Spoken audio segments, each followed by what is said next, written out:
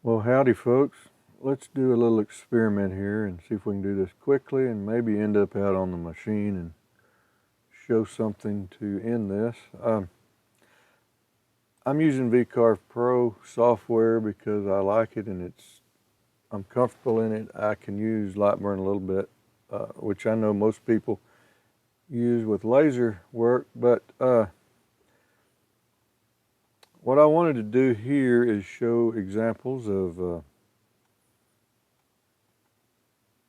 a lot of people seem to be confused about setting up on a circle.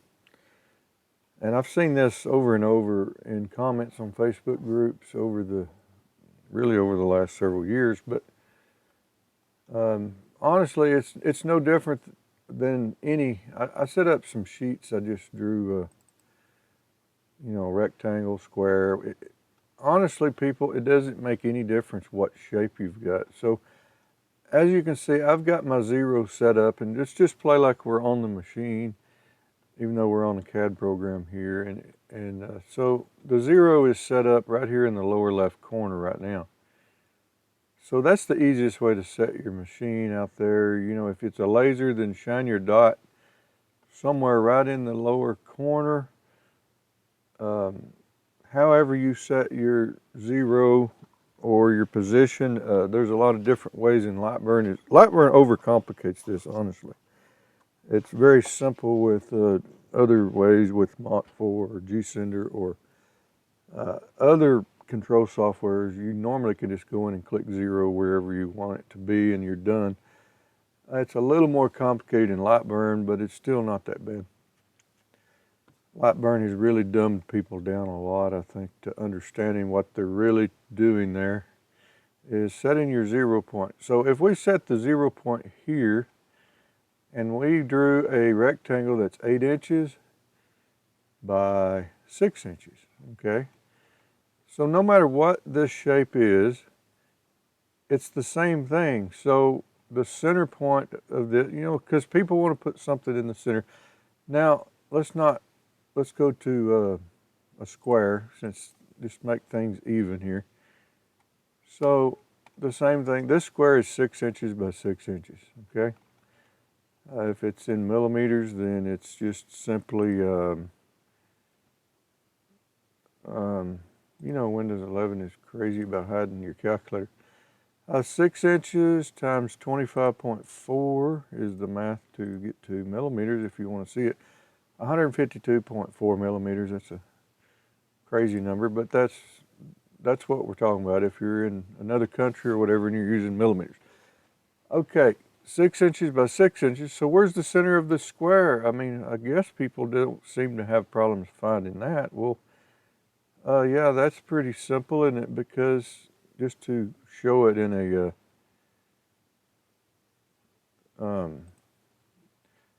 yeah, you're just going to go from here to half the distance, which is, we know is 3 inches, right? And so you've got 3 inches to the center of that direction, and the same thing here from the center of this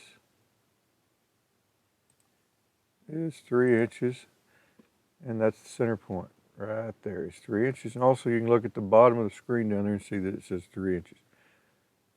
There's no difference in doing it in that, whether it's a square, a circle, or anything else. But what you do need to do, let me get rid of this just because it dirties up the screen a little bit. So if you set your 0 right down here in the corner, like I said, now move your machine and you can set how far you want to move it. So in the X direction, just go move it 3 inches, and then you're going to 0 that, and then you're going to move up 3 inches in the Y, and then 0 it. Now your machine is set up right there. Now you can move it or anything else. Once you set your origin, your 0, XY0, whatever you want to call that, that is your G54 in most cases, work offset, and that's your 0 point. And that's where the program is going to start cutting. Now, don't be afraid. Once that's set, you can move your machine off of that area and set up your workpiece square. Hopefully you have a reference. So let me show you how I do it, and I'll go back to this other sheet that I drew of a circle, and we'll go over that one. But it's the same thing, like we just stated. So I usually set up, I have a fixture on my table that I built out of a piece of plywood basically that I use that's perfectly square here. So you always need your machine to have a reference. You need a good square reference. And if you don't have that, then if it's a laser, then shine your little beam at this point and start running it along here and see if it's still lined up on this end. If it's not, then move this stuff around till that beam is lined up. However long you can will be more accurate, but just run that beam right straight down the X and make sure you're lined up. Do the same thing in the Y. Shine your little beam right here in the corner. Line it up this direction. Keep moving that way and make sure this is straight. So I use some machinist parallels or whatever you have that you can lay right there. Now you can bump your circle right up into this because you set your 0 right there in that corner. Just be sure you have a good square reference. Yeah, you could use a square or anything, but you need to have something repeatable that's not going to move on you during, if you're doing a lot of coasters or something round, just a piece of wood, anything you've got that's round now, and you need to know the diameter, so measure across this. You could use a measuring tape, calipers, whatever. If it's small enough for calipers, I would do that. So just be sure you're at the widest point, and you can move your measuring tape around and find out the largest diameter. And just know that half of that's going to be the center point, or the radius. Whether it's a square, rectangle, it doesn't really matter. Any of these shapes, half the distance across there is the center in both directions. So this is Y and this is the X direction. So all you're going to do is move your machine that amount in both directions. Bam, set your 0 right there. Doesn't matter if it's a circle, square, or whatever, it's all the same. And that's why I laid this in here. This is like what I do, lay parallels in here, bump it up against it, or in my honeycomb that's sitting up there for my laser cutting. The inside of that is setting up square with my fixture, and so I can bump right up against that every time. Once I set my 0 there, at the end of the program, I'll get it to move out of the way, and then set a new one in, and then cut another one.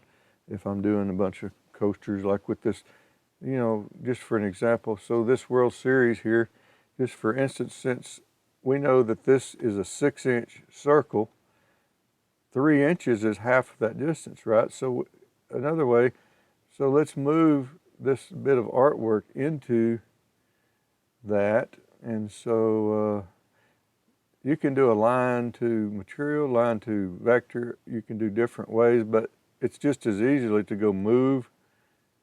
And then we're going to go off the center right here, anchor the center, absolute move, X 3 inches and Y 3 inches, right? And that'll move right to the center point. Same way you're going to do to move your machine and 0 it, you do your artwork the same way in this circle. Now if you're laser cutting that, you're going to select just this and not this, because this is your workpiece. So same way with laser light burn, I guess. So you can also do laser cutting in this Vectric software if you buy the laser module, and there's other tricks to doing it without that. But it's $50 to add laser to this, so I'll show you real quick. I've seen people that didn't even know that this existed. So if you go over here like you're going to create a tool path, see these two tools it adds, laser cut and fill, and then laser picture. I haven't messed with picture stuff yet in any type of stuff, but just go to laser cut and fill.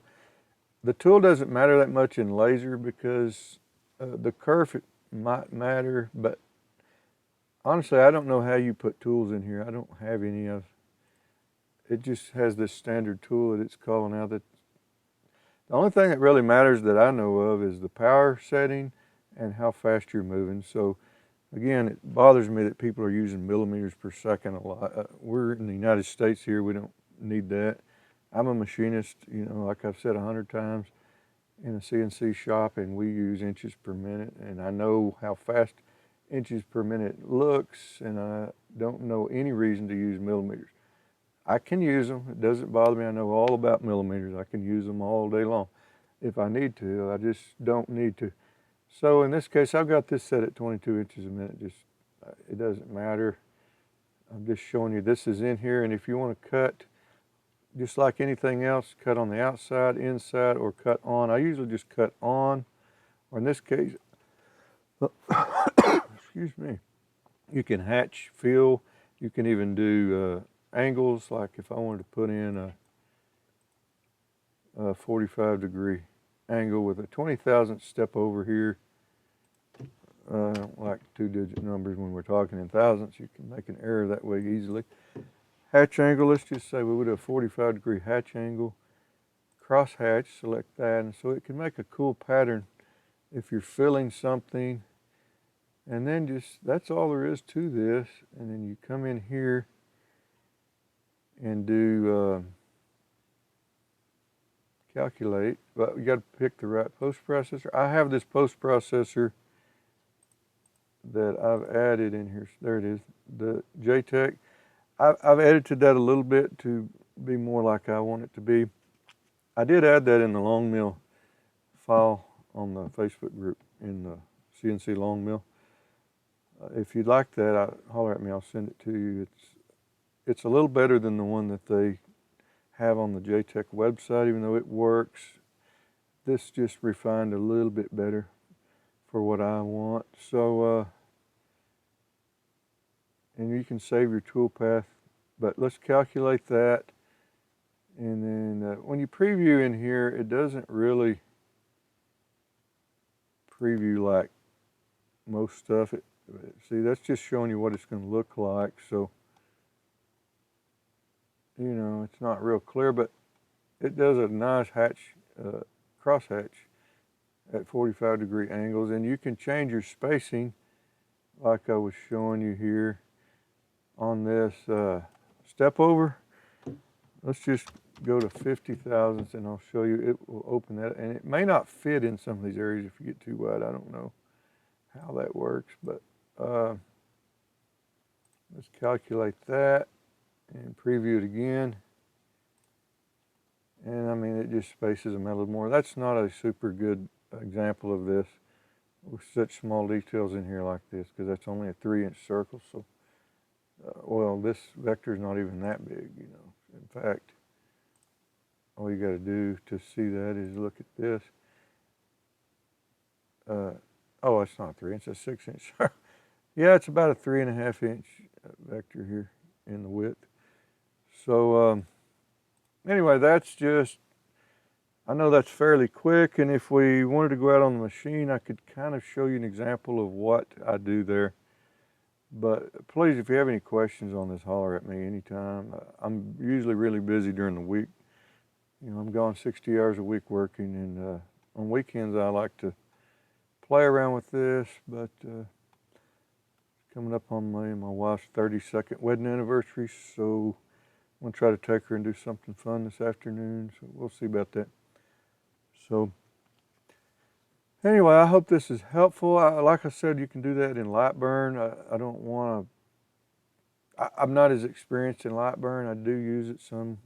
It's pretty powerful software, but to me it's just overcrowded up a bunch of stuff in here compared to Vectric. And I will tell you that wherever your green spot is here is where your zero is set. I'm not hooked to a machine here. This is in my office here. We can do that out on the machine and move around, but if you was to, you know, I don't like how this draws. I think you have to hold the shift to draw a circle, and then you can come up here and change that. So let's just change that to 6 inches by 6 inches. And there's our circle. Now, if we wanted to put that in the zero, I don't know that there's a real good, oh yeah, you can. You go over here and you click move to lower left, and so there we are in the lower left. Now the way Lightburn looks at this is depending on if you're in absolute or current position or whatever, is kind of how this works. So, but at this point, you could set that right there, and then you could import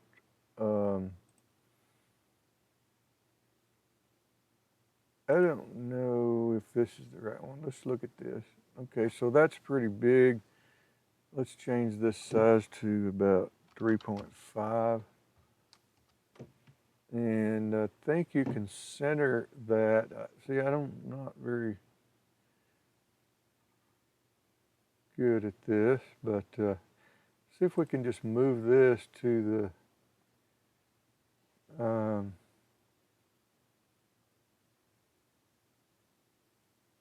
maybe you can do it right here.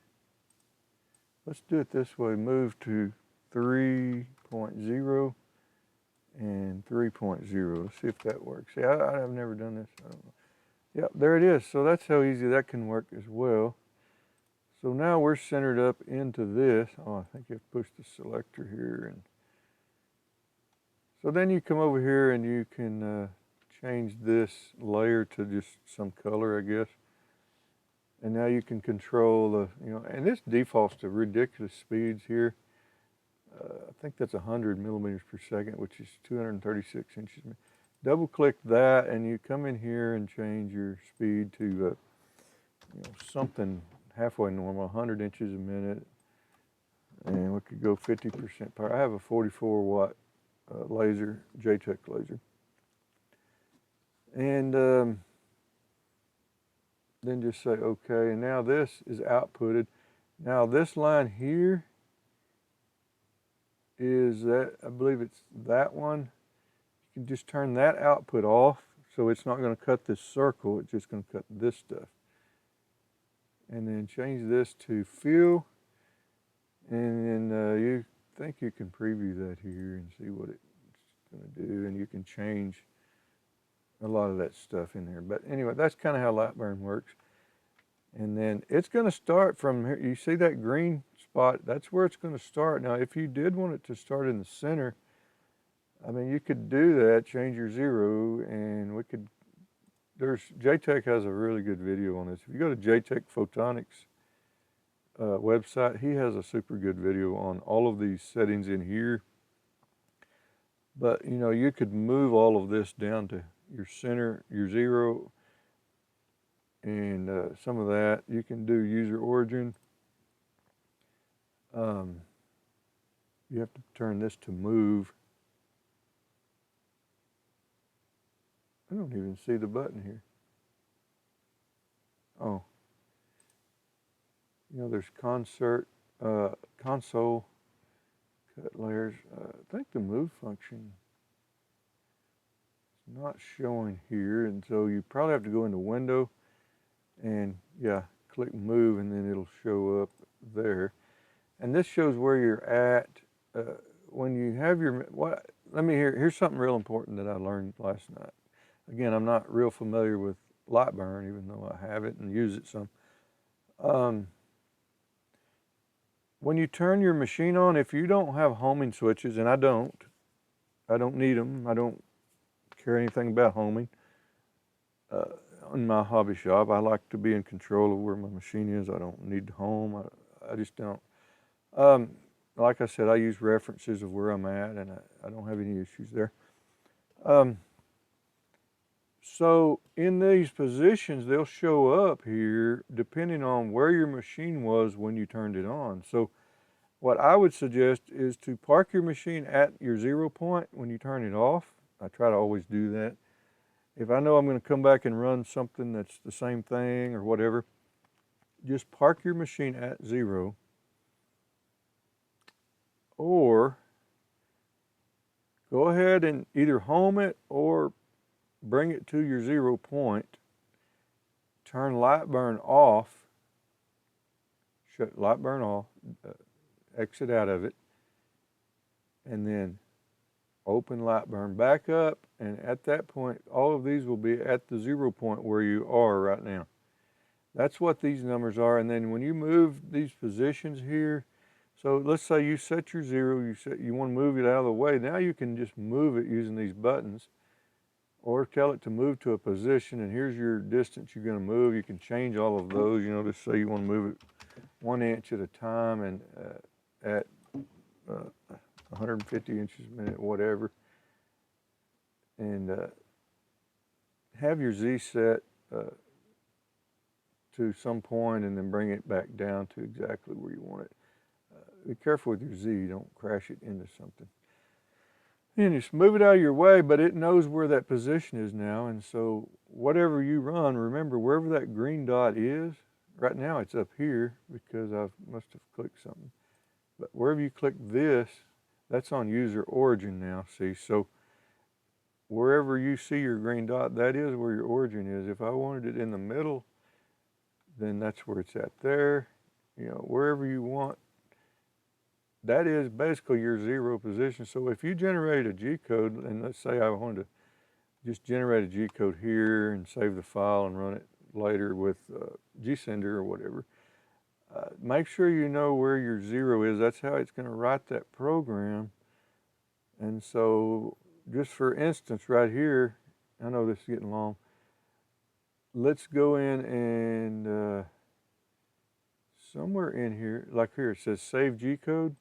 So if I do, it's kind of warning you it might be out of bounds. I don't know why it's saying that. It probably because we haven't set up our, it doesn't see our zeros up here because we didn't, we're not hooked to a machine for one thing. So just say continue anyway, yes. Now, I guess you name your file. So let's just say center video, for instance. And then I'll put this in my laser toolpath deal, and then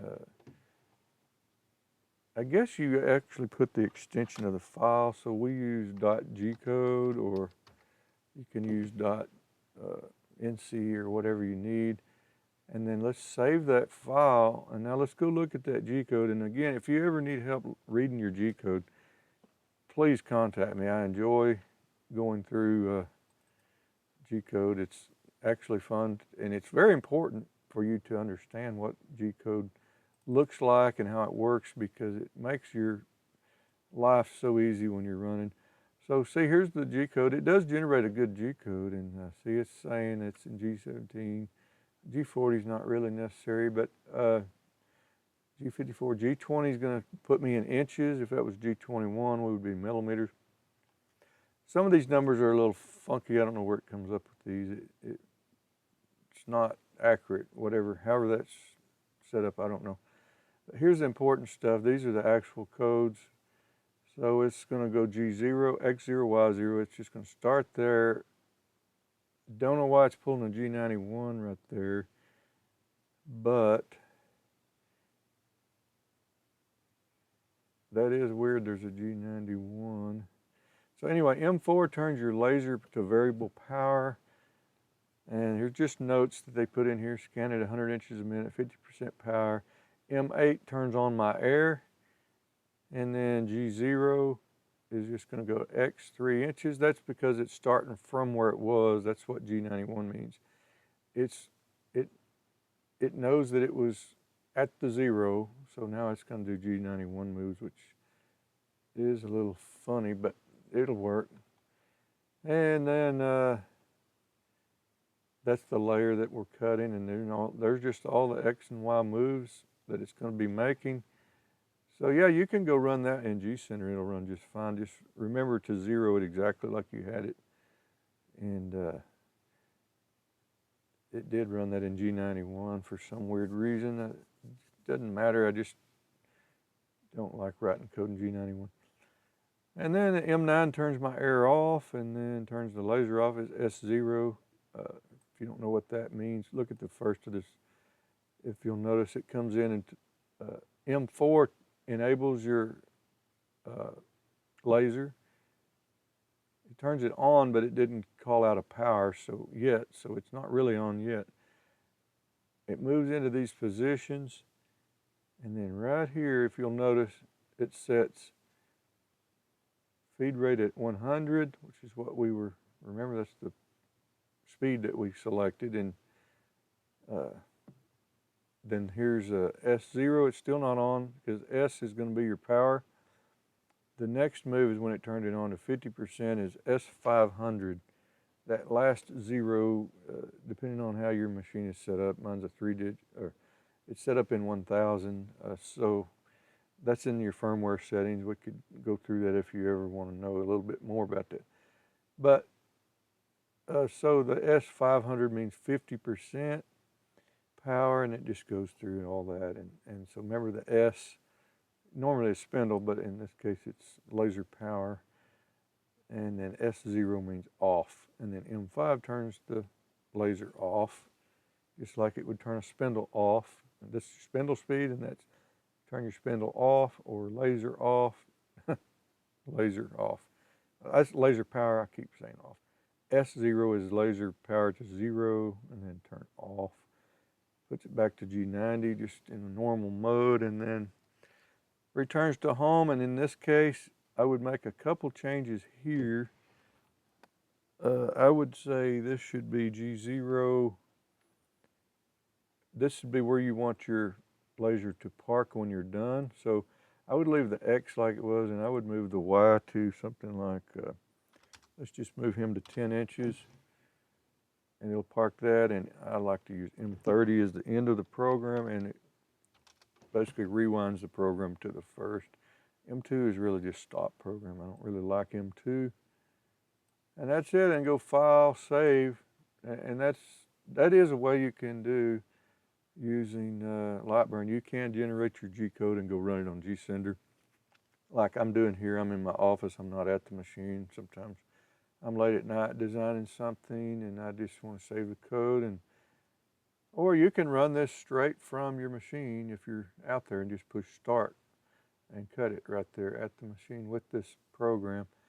And it does work well. It's just an overcomplicated program, and there's a lot of CAD features in here, but they're not near as easy to use as VCarve or any Vectric software. Cut2D is a good, cheap way to get involved in Vectric software.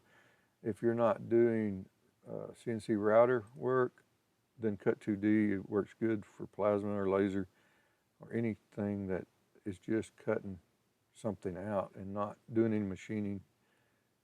It doesn't have as many tools for machining, but it does have tools for, I used to have it on here, but I upgraded to VCarve Pro because I've got a CNC plasma table, a 4x8 size plasma table that I've had since 2018, and I've done a lot of plasma work. So, all right, thank you for watching. Sorry this is so long. If you have any questions, please contact me. We can do a Zoom conference if we need to or whatever. See you next time.